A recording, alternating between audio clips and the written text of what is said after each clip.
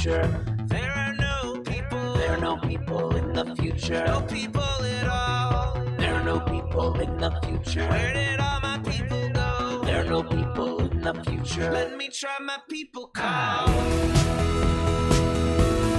Where are all my people?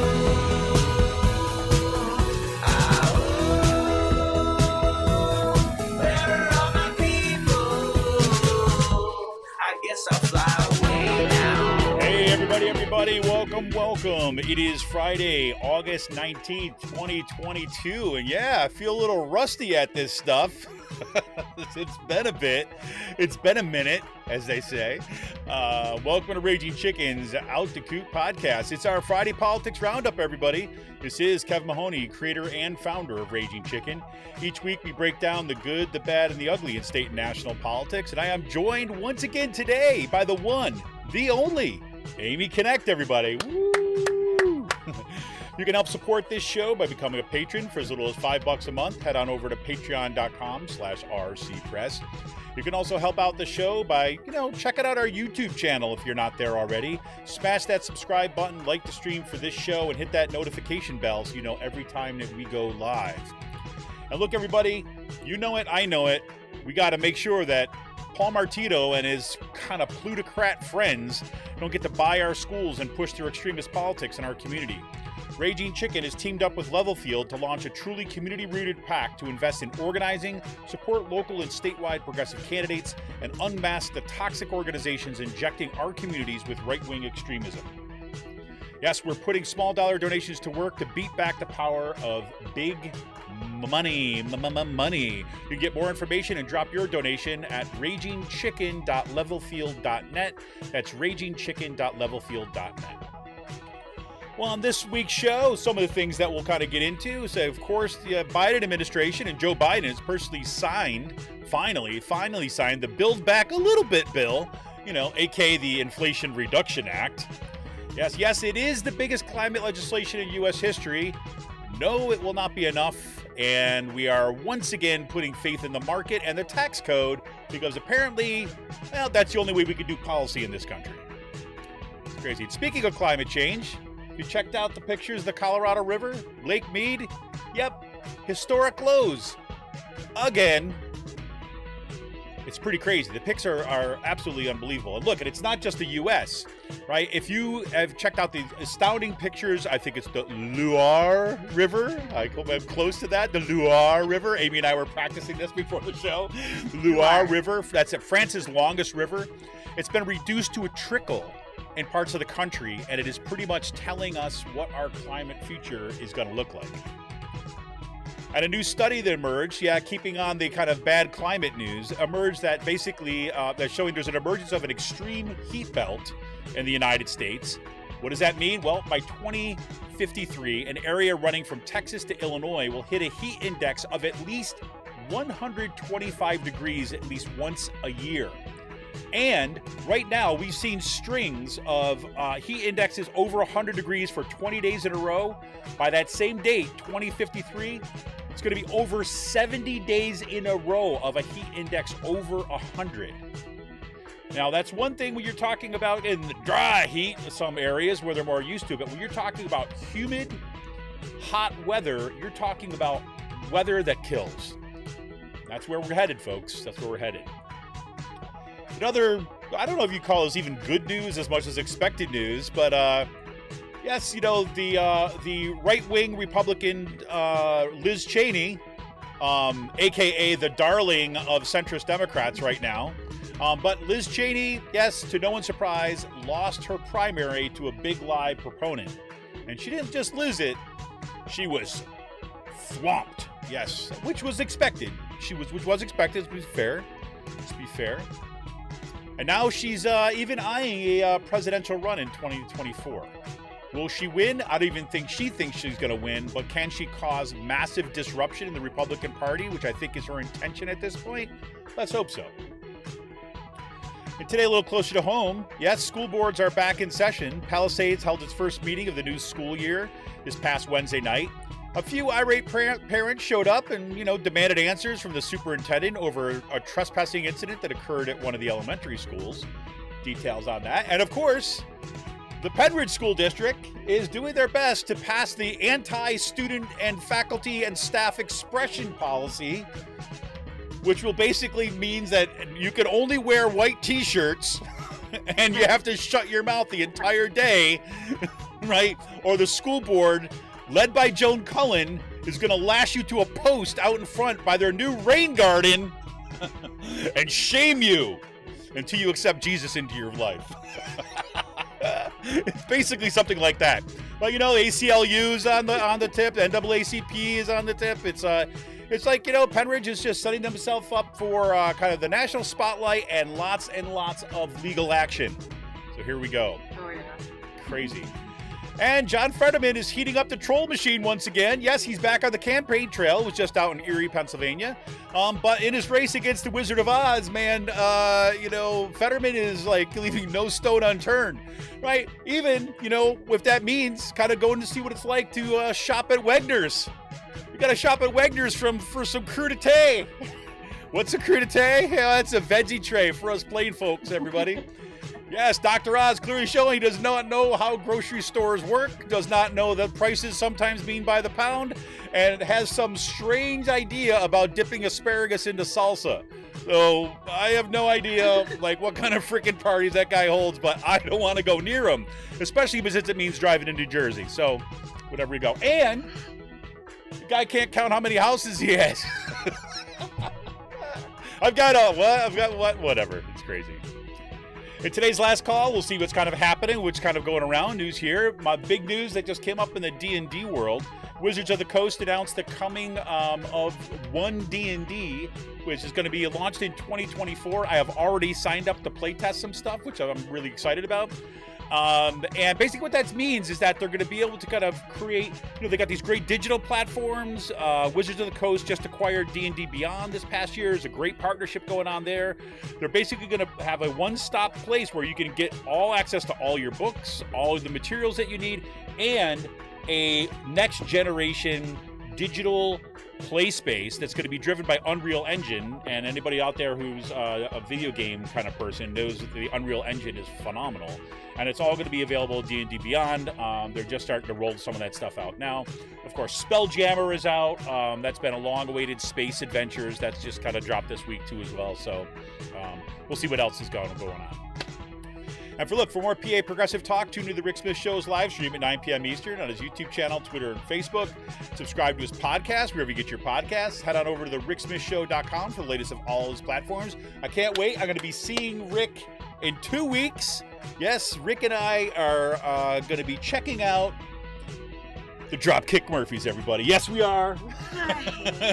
We're bringing the rage to the Dropkick Murphy show coming up. I'm very excited to be going out there with Rick and spending that evening collaborating and kind of just doing some soul cleansing at that night. And everybody, season 2 of the Sisters of the Night Caucus podcast is kind of in the full stream. You can find it on Anchor, Spotify, iTunes, wherever you get your podcasts. The amazing PA women stirring the political cauldron behind the podcast rock the house, and they know where the bodies are buried. Make sure to follow them on Twitter at The Night Caucus. That's at The Night Caucus on Twitter. And attention all you gamers out there, The Game In, that's with 2 N's. The Game In is a Quakertown-based black family-owned gaming store. They're friends of the show, and they've got everything from retro N64s, the latest consoles, video games for all platforms, collectibles, action figures, Funko Pops, walls of Funko Pops, right? And with school starting up, kids get discounts. I think they're going to carry this through in this school year too as well. Kids will get discounts for A's in the report card. Check them out on their Facebook page. Follow them on Twitter at The Game In with 2 N's. Got a question about a game, look for something hard to get, shoot them a message or drop them an email at thegameinpa@gmail.com. Special shout out goes to Jonathan Mann, who wrote our intro song, There Are No People in the Future. Check out all his great stuff on his YouTube page and follow him on Twitter at SongADayman. That's with 2 N's. It's at SongADayman on Twitter. And we're going to be getting Out the Coop Live back up and running. I apologize for missing. I don't know. I think I mentioned this on my last show towards the end of the show when I was talking to Mark Pinsley. But I was out with I had some health-related issues. Turns out I thought I had COVID. It was not COVID.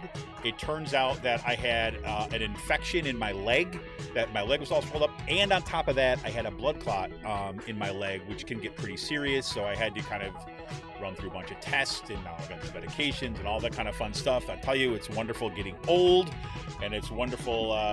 Thank God, at least I got it when I did. So, but it's been a weird kind of couple of weeks, and now it's kind of game on to try to before the semester starts. My kids go back to school, so I'm getting things back up and running now. So sorry about that. For everybody who's wondering what's going on, that's what's been going on. And look, if we want a progressive future, we need progressive media. Support Pull No Punches, homegrown progressive media today. Become a patron of Raging Chicken for as little as $5 a month. Just head on over to patreon.com/rcpress. We're here for the fight, but we need you. Become a patron for the price of a good beer once a month. Help keep the media in the movement and the movement in the media. Become a patron for as little as $5 a month. Head on over to patreon.com/rcpress today. Well, there we have it. Welcome, Amy. Hi. Good morning. Hey, it's great to be back here. And I apologize to you two for having to kind of like postpone and kind of reschedule our Fridays here for. Oh, that's all right. The summers always get crazy. It's been nuts. Especially at the end of the summer. I said the summers always get nuts, especially towards the end. Yeah, I find it, especially it's like, it seems like there's like this lull that happens in the middle. And then all of a sudden it's like, oh my God, we wanted to do this, we wanted to do that. And then there's like the school stuff, preparations to get the kids back to school. And it doesn't help that they go back to school before Labor Day. So yeah, it does not. It does not. I think the one saving grace for me is that my semester begins the same day that theirs does this year. Yeah. So I'm back the same day that they are. And that's a plus and a minus. Sometimes if I went back later, it would be that I'd get like a few extra days to actually work on my stuff. But if I go back before they do, then it's always kind of trying to figure out what you're going to do for kid care and things like that. But yeah. But how's your summer wrapping up?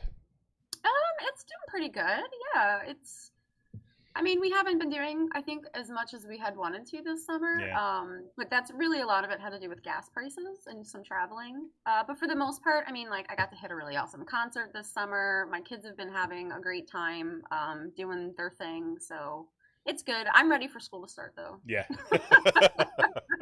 I'm ready. Yeah, I never thought that I would have, I would say that, look, I'm going to actually have more time to focus on some things when school starts than as opposed to less, because the summer, just like, I'm here with my kids. That's what I do. Yeah, those 6 hours during the day are nice. Yeah, they are indeed. All right. Well, okay, we're going to get, so just folks, this is some programming stuff. So I know that we'll be back in this, and I know that, that folks I've never heard this as a criticism, but everybody I will say like, whoa, you guys had like a 3-hour show today. Right, that kind of thing. So hopefully we're gonna start the show a little bit earlier on Fridays. That has to do with some of my scheduling stuff that I've got to figure out. So probably running really at 10 instead of 11, which we were going up before, which actually brings us back to the roots of the show. That's when we used to start back in the day. And we'll probably try to keep the show kind of like an hour, and on long days maybe go up to an hour and a half, just so that folks don't feel they have to spend their entire day right to catch up on the but podcast. There's so much always going on. There is, and that was the problem. I swear, it's like when we started, when Sean and I we started the on the Friday show, it was kind of like in the year leading up to 2016 election. Mm-hmm. And there was a lot going on. But we were able to kind of keep the show about hour and 15 minutes or so, and we had it kind of running pretty good. But then it just like the fire hose just opened, and it feels like it just hasn't stopped. So yeah, ditto on that feeling. So what's it? Well, I guess and this was a big week. We're not going to get into a whole bunch of the kind of Trump Mar-a-Lago kind of Oh my gosh, I almost forgot about that. Yeah, I know. It's like, look, if anybody wants to know what is going on in the Trump campaign, just go watch your MSNBC, because that's all they freaking run with these days. And look, again, it reminds me, it's a different version of the Russia time. it's like I remember I used to tune in the MSNBC, and when I used to watch MSNBC, I said, well, why? People would say, why you watch MSNBC? I said, well, I'm just checking to see what's happening with the Russia stuff, right? Because they know how to run with one story, right? Yeah. As a network, and so that's kind of what they're doing now. But there's like really significant developments in the kind of several different criminal probes, plus in the J6 hearing. So. Lots of stuff that's happening over there. So we're not going to get into too much of that today, I don't think. But the big news of the week, at the national level at least, was Joe Biden finally signed the Inflation Reduction Act, which is, we've been kind of terming it the Build Back Just a Little Bit bill, right? It's not really Build Back Better. We're going to build back a little bit. And thanks because, King Mansion finally decided to get on board with some climate reduction stuff. Of course, he had to mitigate that with, some means testing on how it would work and get rid of any direct investment in climate, kind of making the transition to more, climate friendly fuels, and the kind of transitions about, move to electric vehicles and for public transportation. No, instead, we're just going to use the tax code to try to kind of provide people carrots with very few sticks to get us to a livable climate future. But I don't know. Did you read the description of it that the White House put out? I did. Yeah. I thought it was interesting that in the description they're using their words, very deliberately here, and it says it'll lower the deficit and ask the super wealthy and corporations to pay their fair share. They're going to ask them. Yep. I think that happens. Yeah, I think they actually have to get. I think it's in the bill that there's going to be. They have to get down on their hands and knees and plead the rich to pay their fair share. I think that's in the bill. It's like... Well, it is because when they talk about the tax code portion of it, it says they're going to crack down on these large profitable corporations, but if they're going to ask them to pay, I guess they could refuse then. And it only says here they're imposing a 1% surcharge on corporate stock buybacks that will encourage businesses to invest. Invest in what? Themselves again, or their workers? Right. Well, it will not. I mean, look, there was the American Prospect has got a great podcast. I'm just forgetting the name of it, but it's like it's listed on their page, and just the most recent episode, or at least this past week, they had David Dayen on, who's basically their kind of like managing editor. Who really digs down in the policy on this stuff. And that's one of the points that he makes on that podcast was that, look, or it's in the articles too as well, that American Prospect is like, look, that whole idea that you basically tax these corporate profits, right? Or these kind of stock buybacks is going to incentivize them to invest in their companies and their workers. There's not a single example of that to point to where you can show that logic has worked. So. Really? Well, you should tell the writers of AEI Economics that, because they had something to say about the Build Back Better. Oh, what did they have to say? Oh, let's see. Where was it? Oh, Phil Gramm reflected on the signing of the IRA and how we could learn from the economic leadership of Ronald Reagan. Break the unions, stoke up racism, and give the money to the rich. That's what we're going to learn from? Pretty much. Yeah, they're talking about the Omnibus Budget Reconciliation Act. That was before me. It's whatever. It never works. Like they were pointing to one of the things that they were one of the examples that I heard. I'm not sure if it was through this interview with David Dayen, or if it was another economist that was talking about this. But they were saying is like, that was the logic they gave to what to do with all these foreign profits, right? Mm-hmm. So basically these companies were, holding their profits overseas so they didn't have to pay U.S. tax on it. So there was always this incentive or there was this argument to say, well, look, we're going to give them a tax holiday so that they can repatriate their money, right? So basically bring it back into U.S. banks and have it here in the U.S. so that they will invest in their companies and create American jobs. Yeah. And they've done that periodically since like the 1980s. And every single time that they do that, right, there is no investment. right? There are no jobs created. As a matter of fact, there's evidence to show that once they brought the money back, they cut their workforce, and they use that money to enrich their CEOs.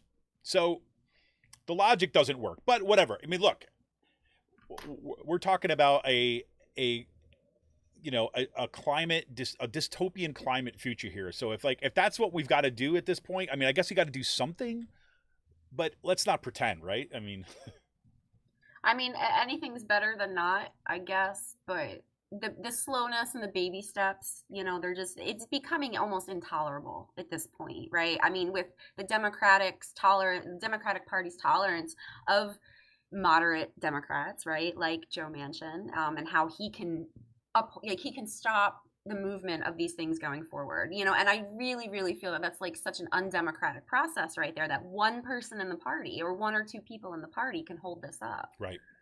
Right. So, I mean, and it's apparent. They don't even try. I mean, Manchin doesn't even try to hide the fact that he is, supported by fossil fuel industries. So it's disgusting. Yeah, 100%. I mean, it's, I don't know.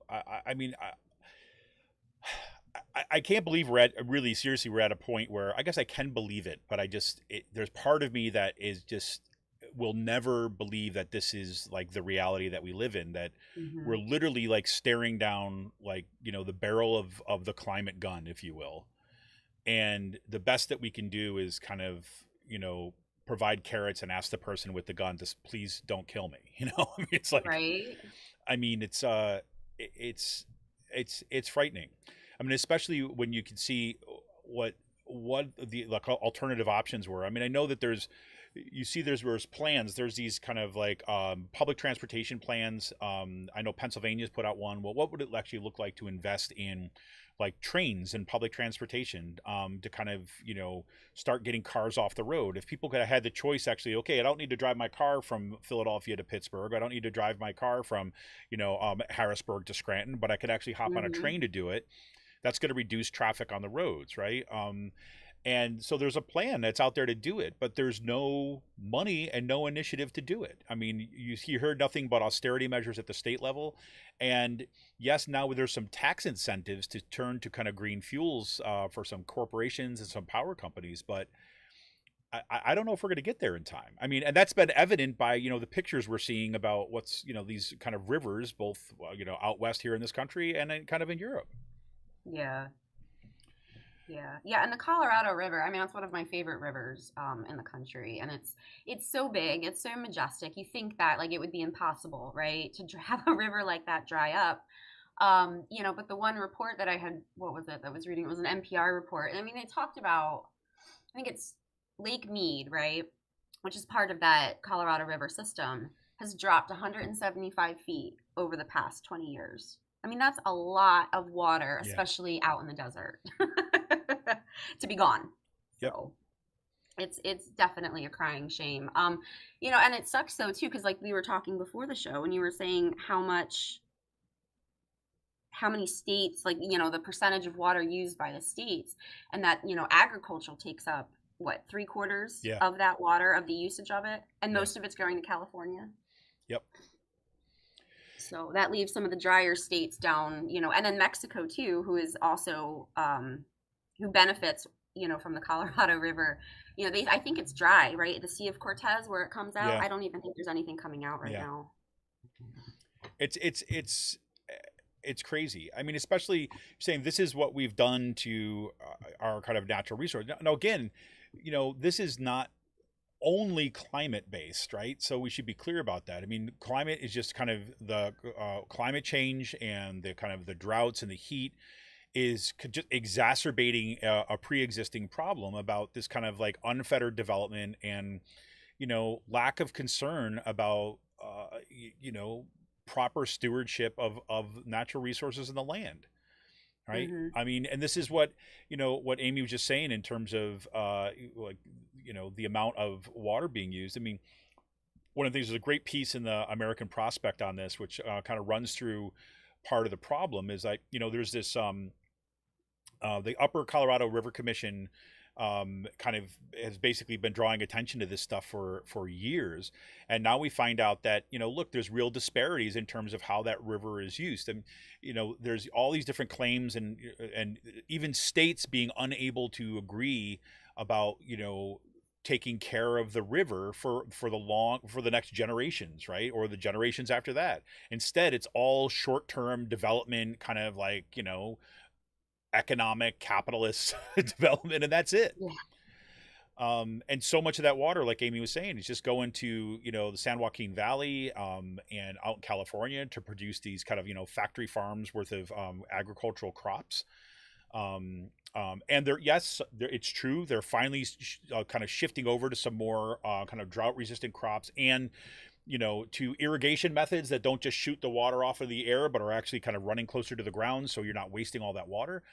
But, it's kind of like a little too late in many ways, because you got all those people, the rapid areas of development like Arizona, Las Vegas, New Mexico to a lesser degree, who are rapidly developing and have no water, right? That's just going to make matters worse. So yeah, that Prospect article, and they say, what did they say in here? So there's a lot of finger pointing on between states, because there isn't one agency that oversees the Colorado River. It's like a collection of different states, and in the article they call it, trying to get the states to consult with each other on their strategies. And this is a quote, they call it a herding cats framework. Yeah. It says it's stymied region-wide progress and has led to the current situation with the borough imposing restrictions on some states. So I can only imagine what herding cats is trying to be like. Right. No, exactly. So here from that same article, so people kind of do a little deeper dig. This down a little bit says, although the Bureau of Reclamation oversees both basins, the states are left to manage their own water use and consult them here. This is the herding cats framework that has stymied nationwide progress, led to current situation. This is the part that Amy is pointing to. And then you go down in this a little bit. So if you look at the Bureau imposes reductions on some states like Arizona and Nevada, but not others, California, based on a system that prioritizes water allocation users, with fast developing California having more high priority users than Arizona. Right? By 2040, California will lose 10% of its water supply to replace those lost supplies. State officials plan to investigate desalination and other offers. The agricultural sector consumes 80% of the basin's water, far eclipsing the municipal, tribal nation, power generation, and recreational uses. Right? Yeah. Farmers have responded by switching to drought-resistant crops, as I was mentioning, and shifting some of the growing to the Mississippi Delta. And this is the key, right? Where is it? Where is it here? In the West, much of the water destined for human consumption goes to outdoor uses, such as garden and lawn maintenance. Right? Gotta have that lawn. Exactly. In the desert, gotta have grass growing. Exactly. And again, there's been, this is what I hate to sound like a downer on this stuff all the time, because there has been lots of pushes to, shift to kind of sustainable lawns, and where you're actually using rock gardens and indigenous plants as opposed to this other stuff. But it's too slow, Yeah. So. Well, I think it's funny. You go out west, and I always thought it was hilarious. You go out west, and people are living in the desert when you have all these natural cactuses, and you don't even have to do much to maintain a yard out there. But then you have people trying to grow turf and grass in the middle of a desert, and I'm just like, this is not natural for here. Why are you even trying? It does, and it consumes so much water. Yep. So much water. It's crazy, and it's not just what's happening in the U.S., right? I mean, we talked to. I'm going to get the Loire. Did I get it right? The Loire. The River Loire. Yeah, the river. I have no French. Amy has some French, but it's France's. Minuscule French. Yeah. I can count. You can count. I can count, and I can say I love cheese. There you go. Go say it. How do you say I love cheese? It's j'adore fromage. Okay, so that's something I got to remember, because I do love cheese. Did you know where I learned that from? No. I did not learn that in my French class. I learned that from Dexter's Laboratory. It was a cartoon on Cartoon Network back in the day. There you go. So I'm not sure if that's correct, but. But yeah, I'm going to say yes. Yes, it is. Oh, God. It's where I learned most of my classical music, right? Bugs Bunny, right? There you go. Same thing. So true. But this is France's longest river, and the pictures of it are incredible. I mean, you have this. I mean, you're talking about this like sustained drought throughout kind of large sections of Europe, like Spain, France, and kind of in particular. We saw the historic wildfires that have been raging up there, and now to see that France's longest river, and I mean, France is known for its like it's agricultural. It's like beautiful fields Great and wine wine. country and all that. And here we've got the river drying up over there too. And it's a large river. Like it's not. I mean, it's wide. It reminds me of sections of the Mississippi. Looking at the photos, Yep. it's a wide river. Yep. That's a lot of water. Yeah, it's pretty nuts. And there's like all these kind of like UNESCO World Heritage castles and things like this that are kind of known to be on this Yeah. river. They're they're no longer like there's no water around them anymore. It's pretty crazy. The boats are stranded. My wife was actually just telling me there was like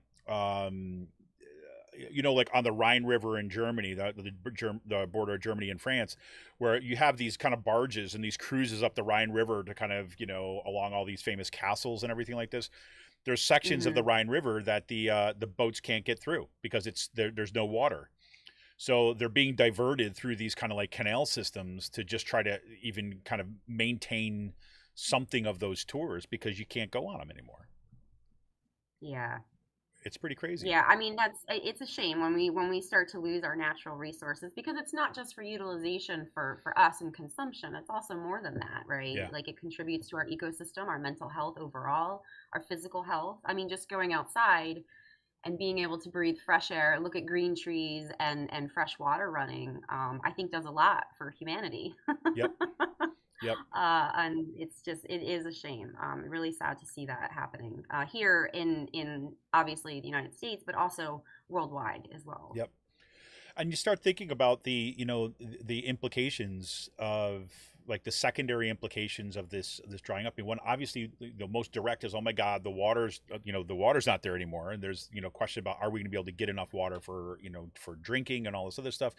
But then you think, just like I mentioned, about the economic impacts that you have. About this is what people would go to Europe for, and to go on these rivers, and now Hmm. you can't. Then you have all the fish, right, dead. Right, because there's no water for them to swim in, right? Or the water gets so small that the water heats up so much that they die because the water's too hot. Yeah. And there's some of these rivers, right, that feed into these different reservoirs that are used to cool nuclear power plants, right? They said, like for example, in this piece from Reuters, it's talking about this here. The river flow. They're talking about in France again, is about 40 cubic meters per second, less than 20th of average of annual levels. It would be even lower if authorities did not release water from dams at Nassau and the Villars, built in 1980s, partly to guarantee cooling water supply to 4 nuclear power plants built along the river. Oh my goodness. Right, so you're keeping the river going by using this water that you put there to make sure that the nuclear power plants have enough cooling. Right, it doesn't take like a genius to realize, well, what happens when that water starts to be depleted. Right, or what happens if there's an Yeah. emergency but you've released the water downstream. Right, I mean, this is pretty crazy stuff. Yeah, and they're talking about they're talking about a lot of the same problems like we're having here that they're having in France. It says here in that in a Reuters article about it, it says days after major wildfires hit France, then you had torrential rain flooding parts of Paris and southern France, while in some villages in the south, water had to be brought in by trucks because natural springs have run dry. Like that's insane. It is. It's just and like I said, you cannot deny this. I don't know who is even still trying to deny that the fact that there's climate change happening, No, it's crazy. extreme climate change. Exactly. And I think that it's funny because it's not funny, but it's I do think that this is more so than even like 5 years ago or so. I think it's Hmm. there's more people get that than I think even did about 5 years ago. Even those folks who are kind of Republicans who have been kind of voting for those folks and I think on a daily basis, because it's starting to hit people's daily lives like every single year, right? Yeah. Whether it's the fact that, I mean, I don't know about you, but I mean, everything like in my neighborhood, in my area, everything's dying. right? Because there's been no rain, and every time. Yeah, we haven't have too many issues. Well, it's dry. I happen to live underneath a big like spring system, like a natural underground spring Hmm. system. So our well is usually pretty well, like we don't have to worry about that too much. But I generally always have moist grass because of where we live. Like even in a drought, like Yeah. the ground's a little spongy. The ground is not spongy. This hasn't happened in a long time. Yeah. A long time. And I do have a pond, right? So like the water levels have been slowly going down. Yeah, it's pretty amazing. Just from the lack of rain that we've had. Yeah, I mean, it's just the lack. I mean, every time, it's almost like a joke at this point. But every time that they call for rain, you're like, well, let's okay, wait till tomorrow because then Oh yeah. it's Oh not yeah. going to happen. It's not going Nope. to happen. Nope. I think So we've had one thunderstorm. yeah, it's nuts. So Well, there's also this, again, to stay on the doom and gloom and climate stuff, but there's, the new study this came from this organization. It's called First Street Foundation. And they report on, they're a nonprofit organization. They just kind of look at kind of climate impacts. They kind of bring in scientists to do analyses. What's this going to look like? And they found out that they're basically saying warning of this extreme heat belt in the United States it's already developing, that extends from Texas up through Illinois, right, because they basically the heart of the country, and this is the kind of the new part, right, because we already know that there's you've got the like Arizona, what we talked about, Arizona, New Mexico, different parts of Texas that are are extraordinarily hot and dry. But now you're talking mhm. about kind of northern Texas up through the kind of the center of the country, and they're saying this is going to be like this extreme heat belt. And if I actually look at some of their maps, and there's the number of 100 plus days also extends up to Pennsylvania, right? Up to kind of especially eastern Pennsylvania. It Yeah. won't be quite as extreme as what you're seeing in the center of the country. But if you're talking about, 70, plus days in a row of 100 plus heat index, that's crazy. It is. I don't know if anybody who's listening has ever, lived out west or been out west or anything like that, but when it gets up to those higher temperatures, it's brutal. Yep. It's brutal. And then to combine that in places like Pennsylvania who have high humidity during the summer, it's going to be unbearable. Well, and that's what, in part they're pointing to in this report too, as well, is you get up to we start hitting heat indexes of it. They say part of this extreme heat belt will mean heat index of at least 125 degrees at least one day a year, right? Hmm. And I heard some reporting about this report too as well, and some of the scientists who were talking about it said they also had this mode of this word of caution to say, we also thought that we weren't going to hit some of these markers that we hit this summer until like 2030, 2035. So we're already ahead of schedule on this. So if Yeah. you're talking about 125 degrees, you're once you hit this kind of wet bulb temperature, I'm forgetting what the exact temperature is, but once you get to a certain temperature, the human body can no longer cool itself by itself. And it Yep. like literally your body will start to cook because it cannot get rid of the heat unless you get into cooling. And so that means you got to be in AC or in some sort of cool environment. And if it means to be in AC, that also means that you're drawing on more carbon and more energy, which is Yeah. feeding a cycle. I mean, it gets like, it's super bad. And then if you're just going to expand that out, it's like, yeah, it's great for those of us who get to live in climates, right, or in areas that are a little bit more cool or have the luxury of AC. But you're talking about huge numbers of people in this country that do not have AC, right? Do not have the money to kind of run AC all summer long. Elderly people who Yeah. are kind of really susceptible to this stuff, and those folks who just live in parts of the country that are just going to be baking. I mean, Yeah, I mean, because some of these areas, people don't even like people traditionally don't use air conditioners. right, They don't really need to as much, and so power grids are going to start failing, like we saw in Texas, right, essentially. right, exactly. Exactly. So crazy. So well, I mean, I guess the end all be all on that one is like, good luck to the Build Back a Little Bit bill, or the Inflation Reduction Act. Hopefully in kind of in the coming weeks, I'm going to have some folks on to talk more about climate in PA, in particular what this how people could take advantage of some of this stuff in the Climate Act. I've got some people I've reached out to already. I've been trying to make sense of it. So talk more about that going forward. But I know this is also going to be a huge issue. We're looking forward. I mean, obviously, what's going to be driving a lot of people to the polls this fall is going to be, the overturning of Roe v. Wade. But if anything, at the very least, we can look at what just happened with the signing of this Inflation Reduction Act bill, particularly the climate measures in it. Yes, they're bringing down prescription drugs when it comes to Medicare. There are some other things in the bill that are important. It says that, look, if we just get more people, if we can get a larger majority of Democrats that are kind of elected this year to get behind this kind of legislation, absolutely critical. And we need that at the state level too as well. So.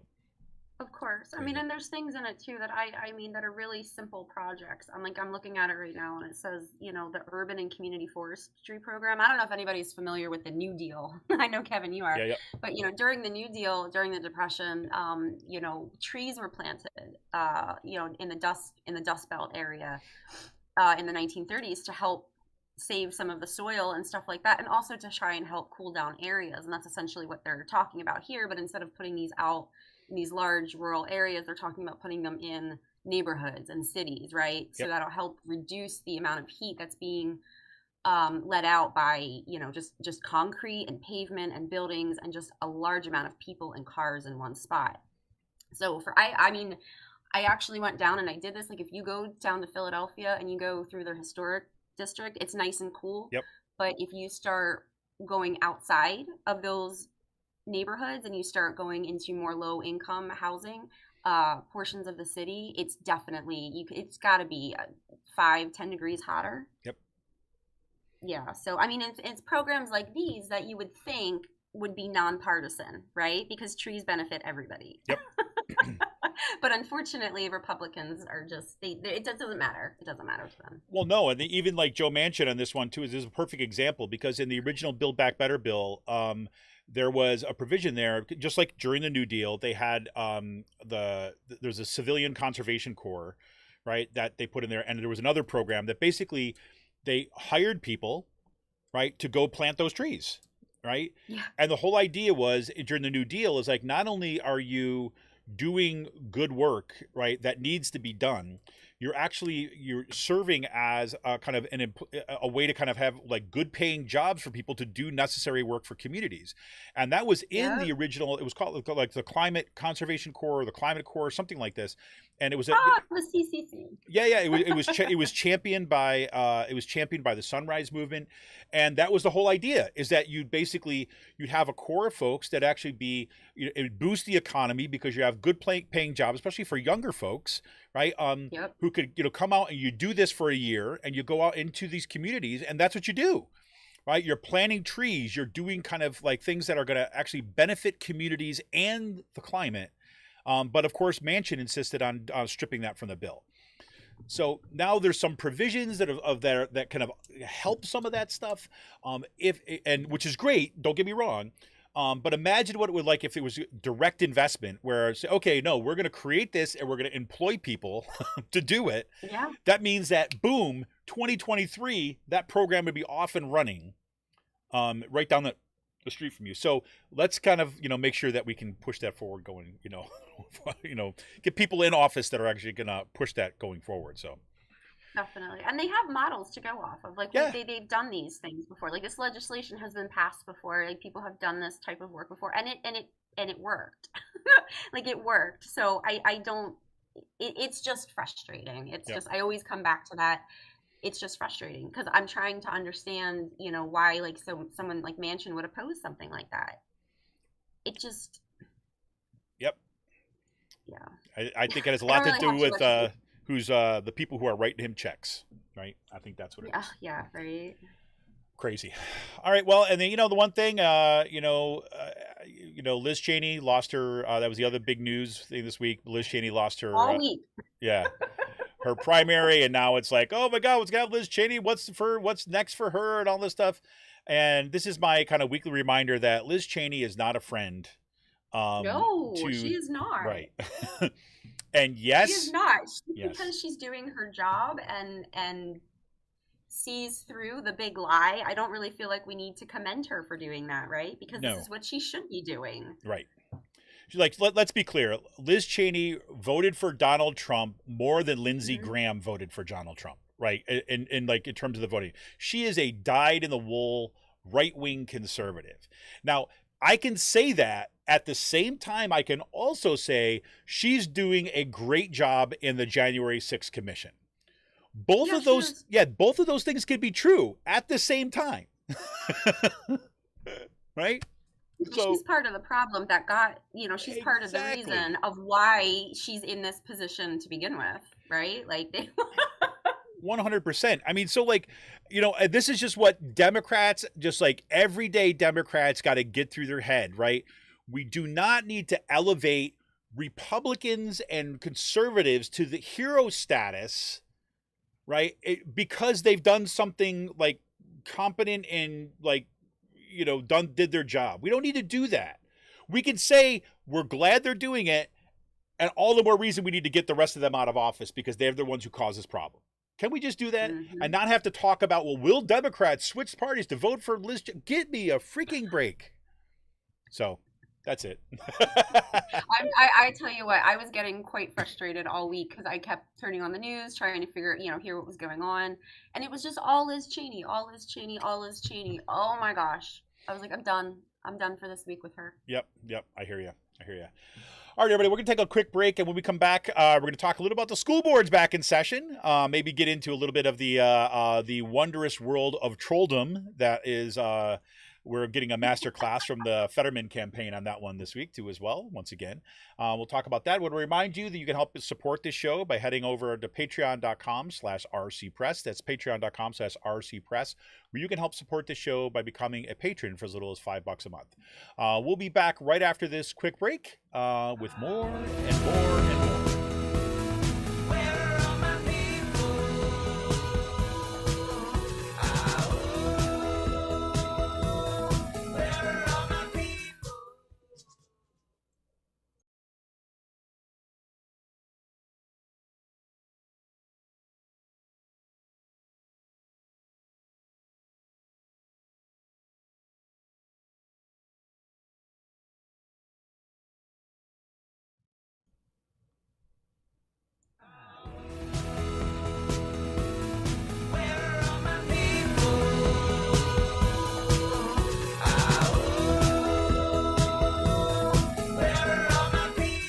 Welcome back, everybody.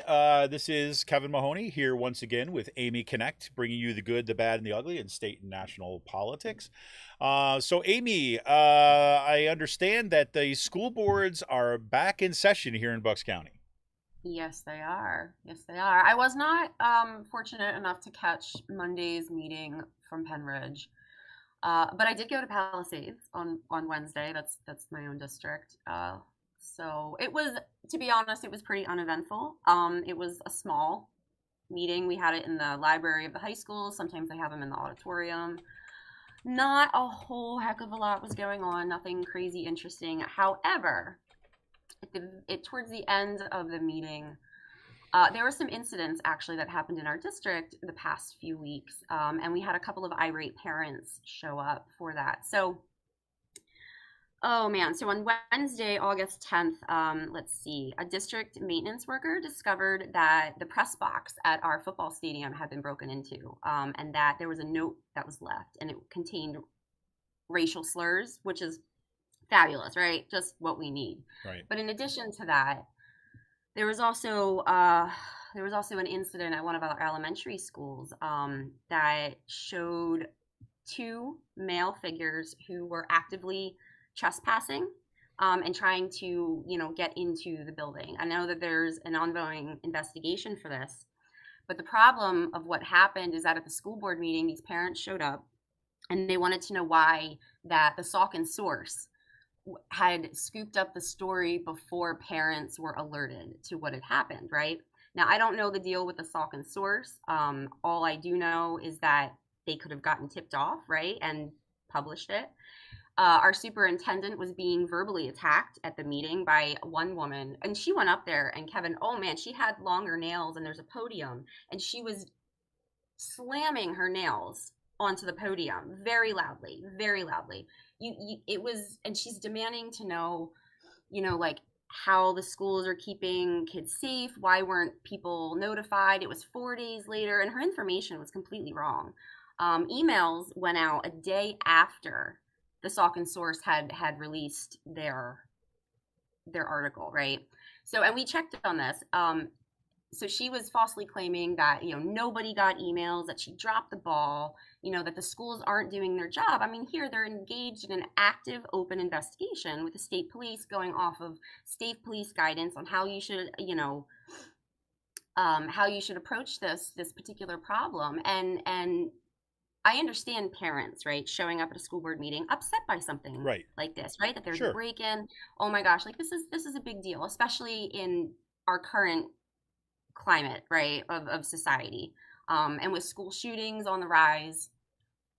But she was over the top, right? Over the top, very rude, demanding answers, not following procedures of school board procedures, right? Like wanting to know answers. It got to be the point where our superintendent just stopped talking to her. Like there was no, it was just like, what else are you going to do? And when I went up there and I had made a brief comment and I wanted it to go on record that no, it wasn't 4 days later when these emails went out. It was a day later. A day later, emails went out stating that there was an incident, and the school has been very good so far. They released, the video surveillance to parents to be able to maybe help identify these people. Like they've taken all of these proper steps. Right. Yeah, I mean, it wasn't quite as exciting as Penridge or Central Bucks, but it was that. And like I said, I just felt that the approach of the parents was just really uncalled for, very uncalled for. I don't think that our superintendent dropped the ball. I think that they have been in wonderful communication with, with the community about this incident. So, and also too, like, because they want to know security measures. Like, so parents were basically demanding to know the security measures that are going to be in place. And our board president was like, we're not telling you that. That's not something that we're going to publicly go off and state right now. And I guess it's for safety concerns, I guess developing plans and stuff like that. I'm not sure of all the logistics of it, but I understand that if there's going to be measures put in place, that they're going to be finalized before they're just thrown out there in a meeting that somebody came up to and asked these questions, right? Like It's not, and like I said, I believe that there's still like an investigation going on too. So the school's only allowed to divulge so much at that point. So I don't know, but we had one of those people, he showed up and he demanded, he's like, well, who do you work for? And blah, blah, blah, blah, blah. And we pay your salary, or we pay taxes and all that stuff. Well, I think it's like I think what's been happening in the school boards over the past several years has set the stage for something like this, right? For people to behave in those ways, because that's been the new bar. Even when it's something where it's not incompetence, right? It's not like people are ignoring a problem. But you have general concerns. It's like, it's either you go 0 to 60 and then it's obviously there's some kind of conspiracy, or that, these people are wasting our money or they're ignoring our concerns, as opposed to showing up in a meeting just to be able to kind of say, well, what can we do to help? Right. Mm-hmm. I mean, it's pretty crazy. It is. And like I said, the woman was very upset that a newspaper picked it up. And it's just like, the school doesn't have control over journalists or newspapers, or if they hear about a story. Like, I don't understand. I think sometimes that people, especially now, feel that the school boards have way more power than they actually do, right? To mitigate certain situations and things. And I don't think people really realize that. Like, it's not like a governing body where they make all the decisions. They don't.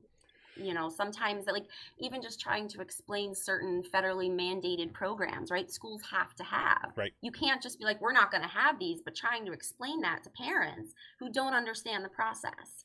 and that's just plain ignorance, right, on that part. So, well, it's ignorance, and it's the fact that once you've kind of like you created a cultural climate in which the school boards are the kind of the portal that is opening from the opening and letting the demons from hell escape into your community, right?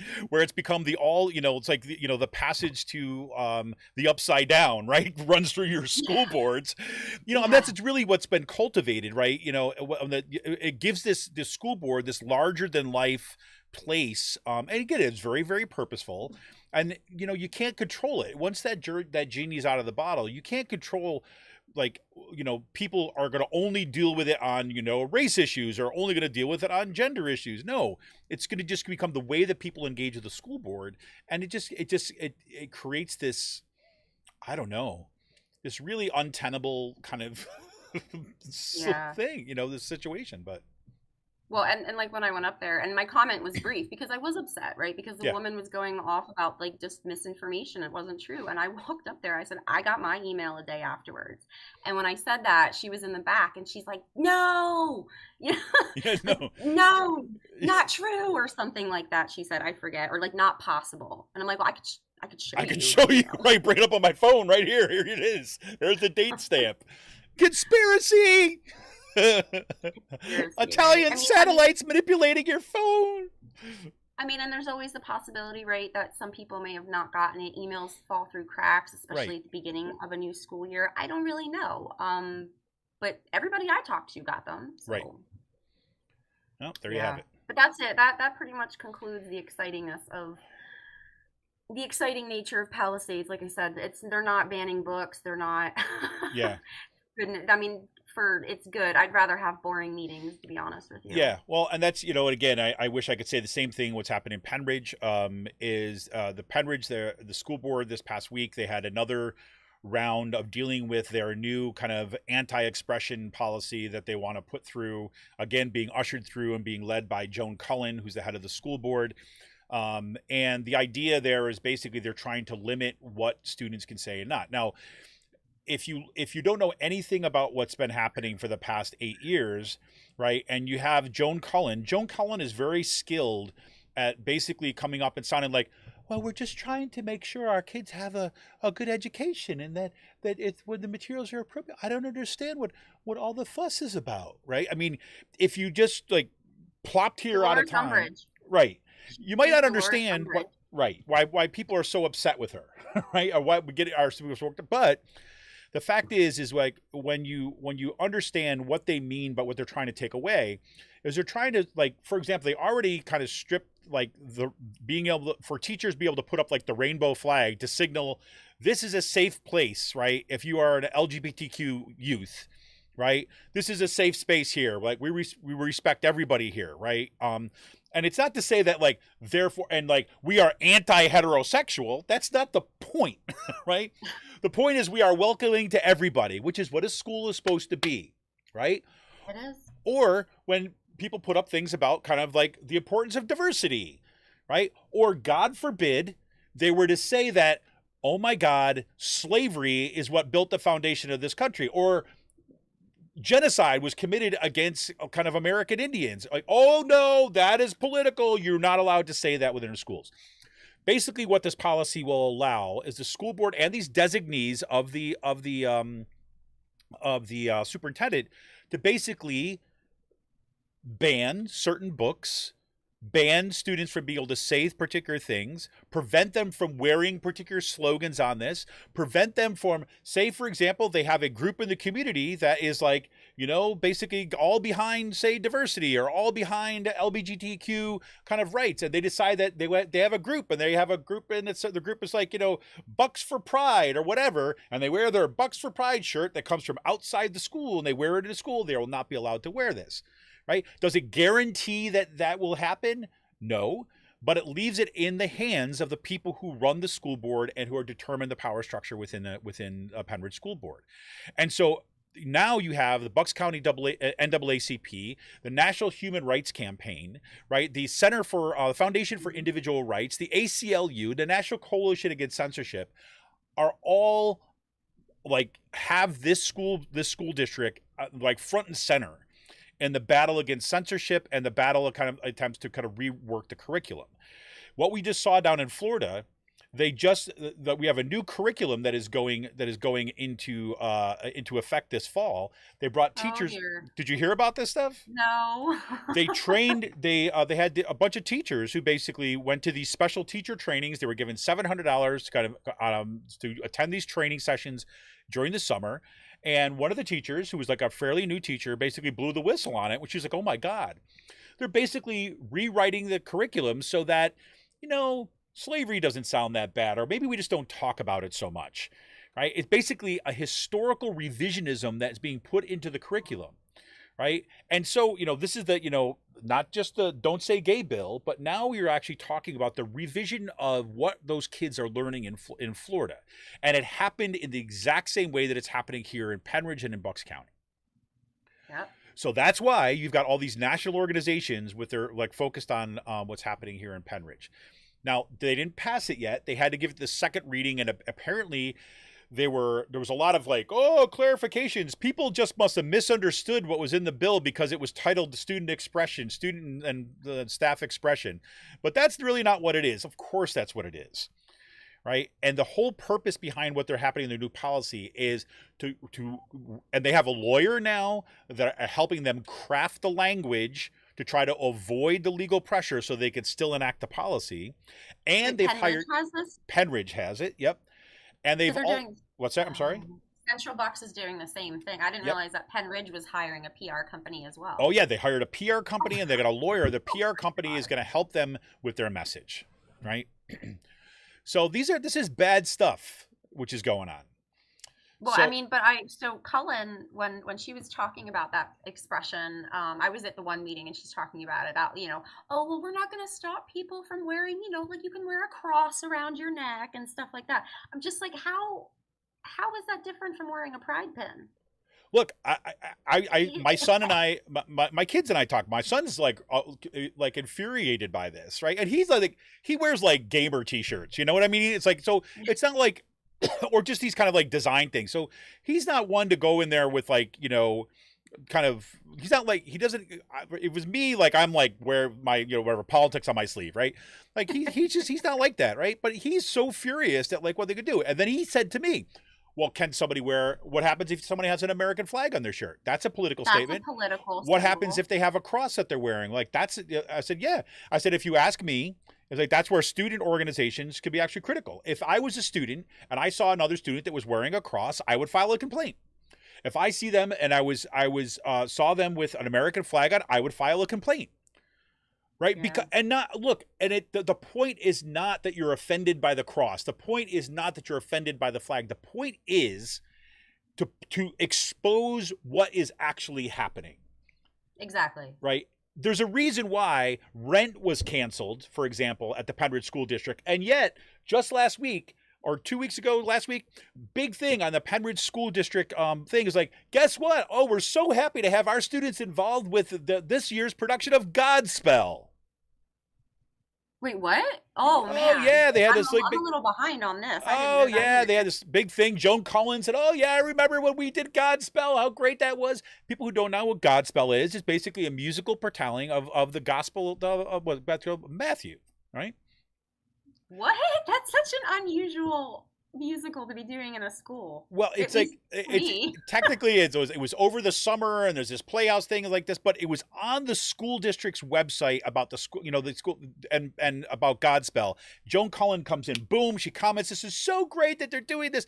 And that happens in the context after they canceled Rent because there's gay people in it. No, that's what Rent's about. It's about. Right. Yeah. And so that's the context, right? And this is where it's so important that we constantly expose what they're doing and expose, one, the hypocrisy, and then expose the illegality of what they're trying to put through as quote unquote neutral policies. It's going to be good. So the next board meeting is on the 22nd, which is this coming Monday. They are attempting to push this policy through before the start of the school year. There's a big question about whether they're going to be able to do that. So if you are able to attend the Penridge School Board meeting, do so on Monday evening. I think it starts at 7:00. And depending on what we have on our show on Monday for Out to Coop Live, I'll either give you updates for that, or we'll kind of do a special kind of readout on it the following day. So yeah, pretty crazy. So yeah, so that's what we got going on here, kind of in Penridge, and it's I wish, well, no, I don't wish that we had the same problems that you have at Palisades, because that's It's not good different. either. No, it's different. I think that we don't, so they're not banning books up here so much, right? Like my daughter, she has a required reading list. Like they still have to read Mouse. Yeah. You know, I think they're not doing things that Central Box is and that Penridge is, and I'm really grateful for that. But at the same point, you know, there are problems. You know, there's a lot of racism up in our area. That's just people don't want to admit to. Right. You know, so but other. I mean, it could be worse at the moment, at least in regards to policy. Right. So, yeah. Yeah. Well, so we end. Maybe we can end on a little bit of a high note. So have you been enjoying the Fetterman Oz wars this week? Yes, I thought. Yeah, Fetterman is brilliant. He takes everything thrown at him like with just. He's great, man. He takes it right to the chin and he throws it right back out in a comical way, and it's hilarious. It's absolutely hilarious. But this past week was great. I watched the video of Dr. Oz pretending to shop at a grocery store that doesn't exist. Wegner's. Which that's the bastard child of Wegmans and Redner's, by the way, if you don't know who that is. You know, and he's picking out some kind of vegetables, and he's just like gathering this all up in his arms. He has no basket. He's being filmed. And then the thing that I missed the comment about the crudité. But he said something about salsa. And it was a prepackaged thing of salsa, and it was $6.99. And he's like, "Oh, it's so expensive. There must be a shortage of salsa." Like, I don't think there's a shortage of salsa. I think prices are just up. He's completely clueless. Well, and not only that is like if you are in the produce section, right, and then there's salsa in the produce section in the container that he had. This is your fresh salsa. Right, this is like, and the fresh salsa, which is made like daily or every other day, is more expensive, yeah. Right? Just as the beginning part. If you want to save some money, you head out over to the chip aisle, right next to Tostitos. There's these little jars of salsa that are significantly less than that. And there's no shortage of those. Trust me. No. As a matter of fact, if you really want, you can actually buy the cheese dip and the ranch dip too, right next to it. You can have all sorts of things to dip your veggies into, right? And it was the weirdest thing, because like it was clear that the guy, I mean, I was saying this to my wife too, is like, this is when you start to think that like Oz is like, the people who work for Oz, his campaign people, they're checked out, right? They're like, yeah, this guy's a disaster, but we're going to do whatever he wants to do because we're getting a paycheck. Because how do you let something like that go?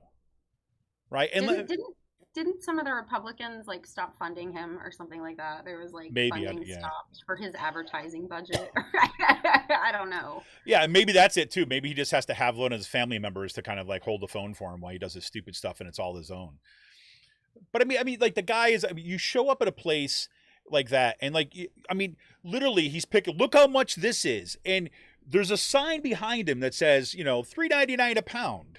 Right, and he's got this one piece of veg. Look, $3.99 for this. No, if you take that, you put it in a bag, and you reach a pound, then it's $3.99. Not for that one little piece that you got there. I wonder if he's ever even done his own grocery shopping. Exactly. Well, you know, he's the kind of guy. The fact that he's going shopping for crudité, right, and not a veggie freaking tray, right? I mean, that's like one of my favorite things that Fetterman did. Right, he just got this like. He's got a, you know, in Pennsylvania, we call it this. And he's got like a plastic wrapped veggie that says veggie tray. Did you see the sign that they put up over one of the bridges? I think it's the Betsy Ross. Was it the Betsy Ross? I didn't bridge? know. I don't remember. But there's a sign that says, I think it says you're leaving. I forget what it said, but it was like you're leaving PA and you're heading back to the home state of Dr. Oz or something like that. Yes. I did see that. Yes. It's great. It's great. I love it. He's just trolling. He's just trolling them like so hard, and the Oz campaign is just not up to it. I mean, he was never really up for it, but he's like, they're not. They try to troll back, and it's just kind of cringy. It's just not very good. So Yeah, he's trying to make out that John Fetterman is this like communist rebel or something like that. I mean, and he's not. He's not. He just, he has a really good rapport with people, I think, and he knows what it's like to be an average citizen, and I think that right there in itself is the important factor of knowing what it's like to be an average citizen, right? Not of that top percent tier that's runs everything. And I think we need more people like that, Well, look, I mean, yeah, and I think into the Senate.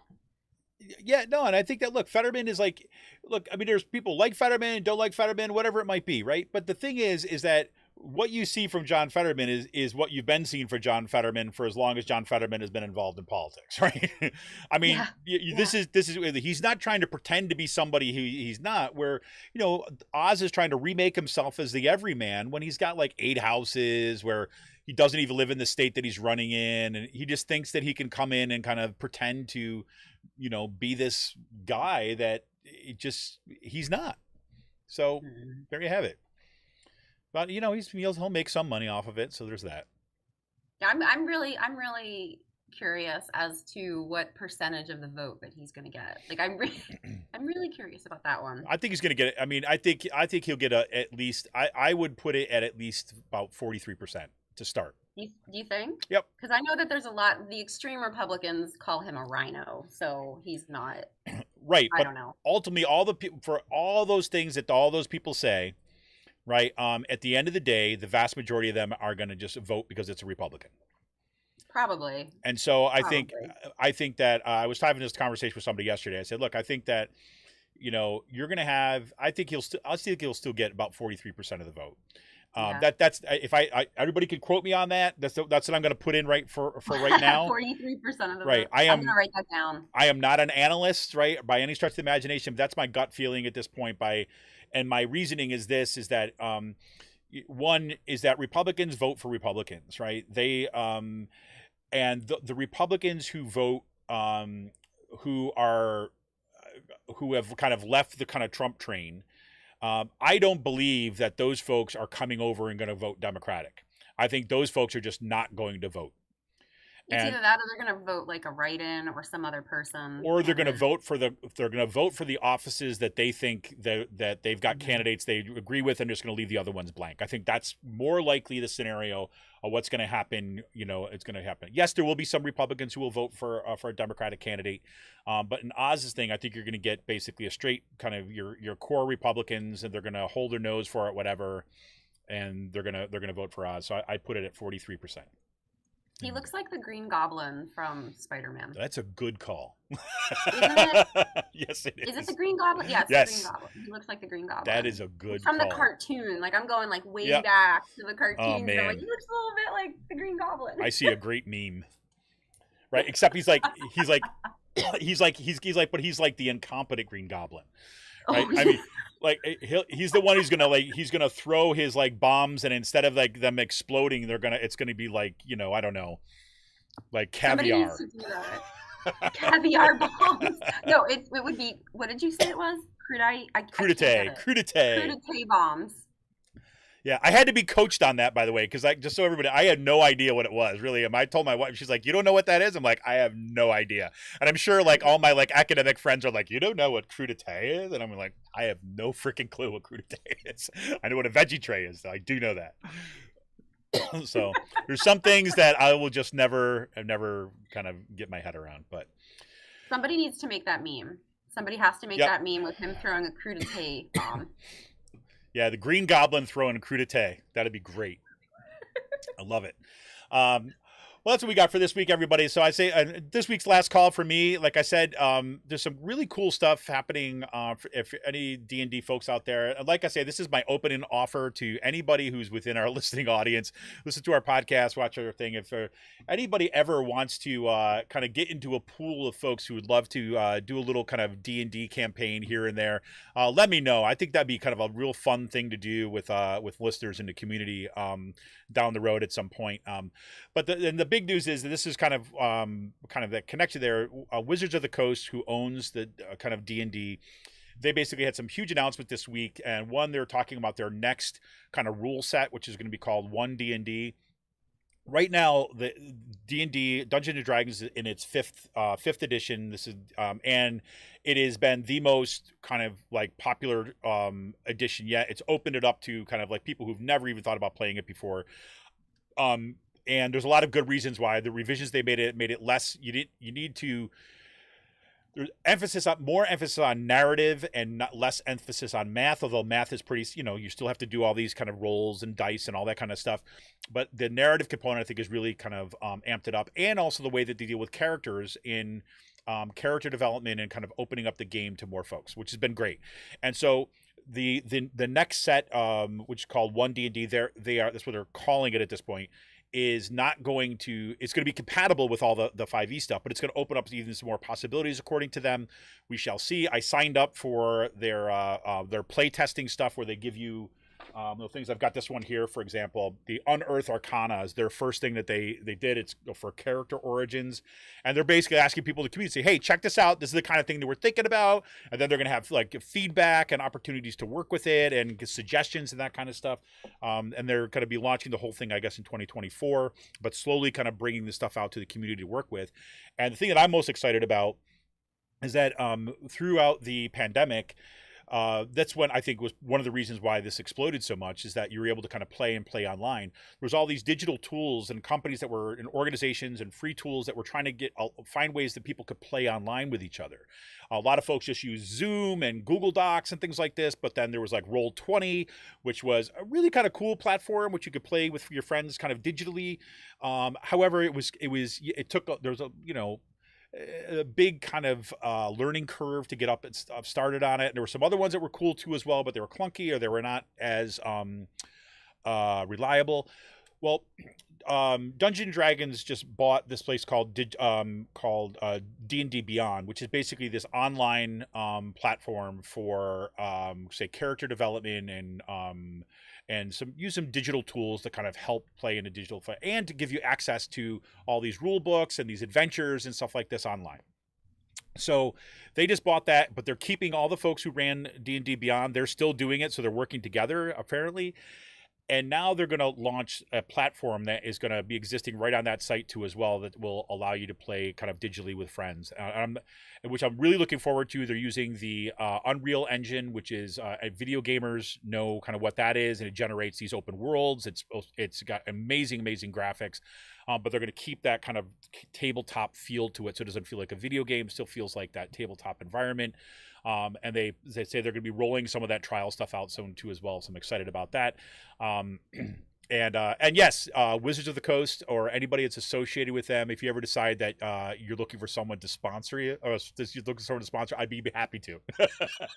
So you want to throw money my way to help support your product, I'll do it because I'm already doing it. But I'll say this too as well, just as a fun note on this, is that we started. My kids and some of their friends and my niece, we just started our first campaign. We did some kind of small ones kind of periodically over the past kind of several months and year, but we just started a kind of campaign and we're kind of working on it, and it's been an absolute blast already. And it's the kind of thing where this is my first time DMing, as I've said before, dungeon mastering, so running the game, and so no matter how much you plan ahead, you're always going to get people who are going to do things you don't expect. And my kids and my niece and their friends have certainly lived up to that. It's been time we played, it's been completely unexpected, gone in directions I would not have planned for, and it's been a whole lot of freaking fun. Just amazing to be in that kind of creative kind of improv environment. So that's pretty cool. Sounds awesome. Yeah. So any kind of, say, fun stuff heading your way, things you're reading, things you're doing? Well, reading. I'm always reading something. I not anything unusual at the moment. I am reading The Lord of the Rings to my son. He really likes it. Favorite. There's some of my favorite stories anyway. So not really something like fun, but I just wanted to throw this out there. So today at 3 p.m. On East Broad Street in Quakertown, there's going to be a pro-choice rally. There's a group of people who are out there every Friday between 3 and 4 o'clock till it goes, till later on in the evening as well. But there are people out there protesting over the SCOTUS decision of overturning Roe. They could really use the support. So if anybody has anything, some free time later on today, I think today it starts at 3 o'clock. So it's on East Broad Street. So there's in Quakertown, if you go downtown, there's like a little triangle shaped park in the middle of like an intersection, and that's where they're going to be. You won't be able to miss them. Awesome. So 3 p.m. out there in Quakertown, center of Quakertown. If you can make it out there, fantastic. So excited to see kind of folks getting out there and continue stuff going on. I was, we were at that kind of rally a couple of weeks ago, right before I talked to Mark Pinsley, or a week ago. I can't even remember how long ago things are anymore. There's been people have been staying active, and it's just really, really great to see. So very cool. I don't know if somebody's calling me. Oh well. But I'm sure it's going to be like, "Hello, your prescription's ready," or something like this. Oh, crazy. Well, Amy, listen, I really appreciate you kind of taking time, and I'm sorry it's taken so long to kind of get us back on track here, but Fine. it's fantastic. Thank you all out there for kind of hanging in there with us. I want to remind you that you can help support this show by simply sharing this and letting other folks know about it. I really appreciate all the folks who stay with us on Twitter, who are constantly getting the word out and supporting our show. Thank you. And you can help support this show, kind of keep it growing by heading over to patreon.com/rcpress and become a patron today. Amy, I wish you the best of weekend and for the last week of summer before the kids head back to school. Oh yeah. You too. Yeah, there you have it. All right, this is Kevin Mahoney, editor and founder of Raging Chicken. We'll be back on Monday. We might have a guest, we might not have a guest, but we'll be back into a rhythm starting next week. Till then, everybody, keep it going. See ya!